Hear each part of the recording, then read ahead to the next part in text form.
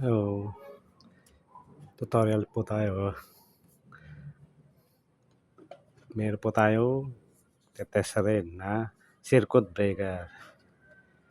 Paano po malalaman kung buo pa at okay pa ang ating breaker?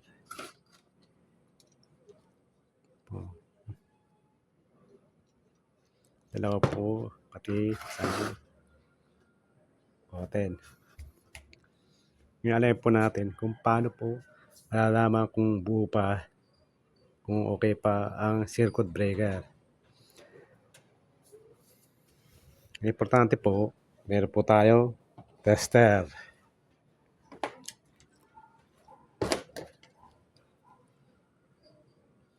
Ganyan po sa time is 1K. 1K po.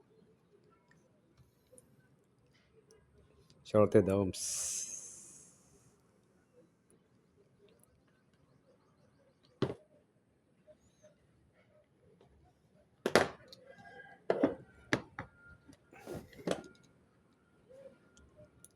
Nagre-reading. Reading po ating tester. Ngayon po, ito, tsaka ito. Dito nyo po ilalagay ang tester. Tingnan po kung magre-reading. Reading na siya. Tingnan nyo ha. Kabla, tingnan mo natin ilalagay ha. Dito ang kabla side.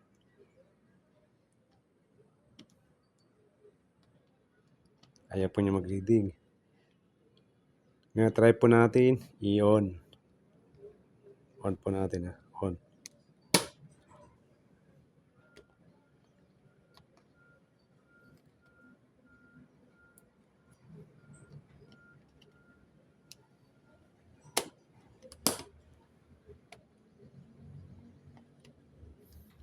Okay po siya.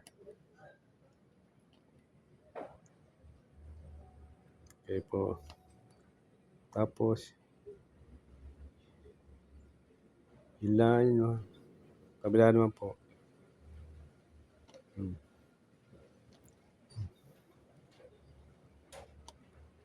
Naka-time is 1K po tayo. Tapos, nilagay para sa shorted ohms para malaman natin kung okay po ang ating circuit breaker. Nag-reading po siya. Okay po. Good ang ating breaker. Yan, try po natin i-off.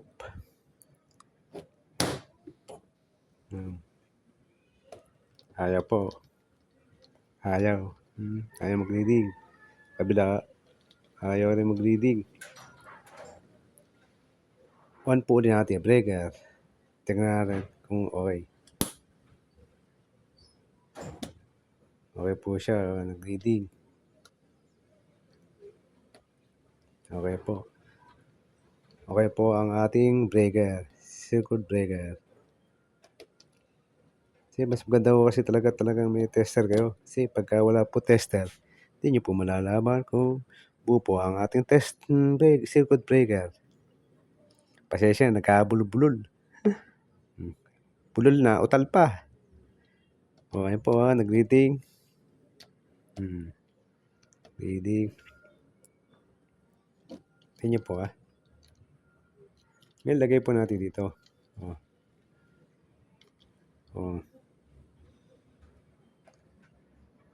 Tapos kabila ho.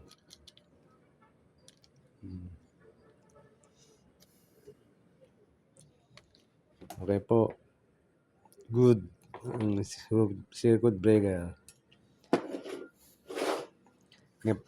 Tanong po isa kung okay.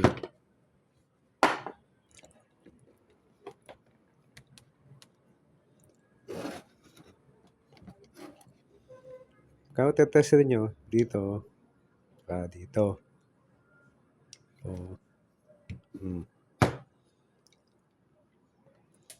Po ha. Ganyan po isa rito. Ayaw mag-reading. On po natin.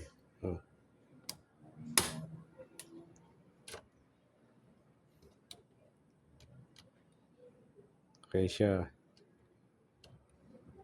Okay po, ayan, nag-reading ang ating tester. Yung kabila naman po. Dito.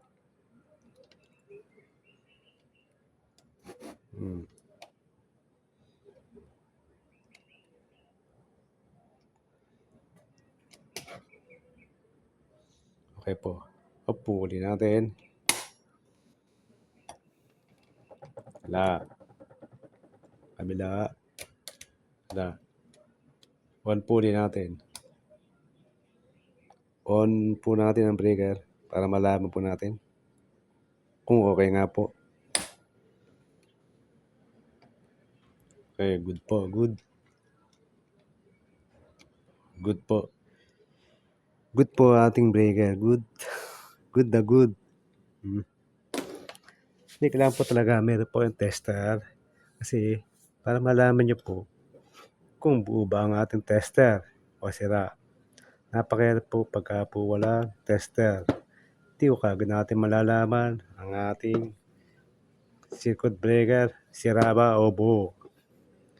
Kaya po sa mga baguhan pa lang po, kailangan po importante tester. Kasi para mas madali nyo mahanap kung sira ba o buo. Napakahirap po kasi mga pa. Kasi kaliwa-liwanag. Ang hirap kapain. Kaliwa-liwanag. Okay sana kung gabi. Mahirapan talagang kapain. Kaya po, ilang po payo ko sa inyo. Para po may idea kayo. Kasi magte-test po yun. Maski times 10, okay lang po kung meron. Ito lang kasi times 1K po eh. Kaya times 1K. Nga, kung meron po yung tester na ganyan, lagyan nyo po sa times 1K. Kasi parang malang yung may shorted.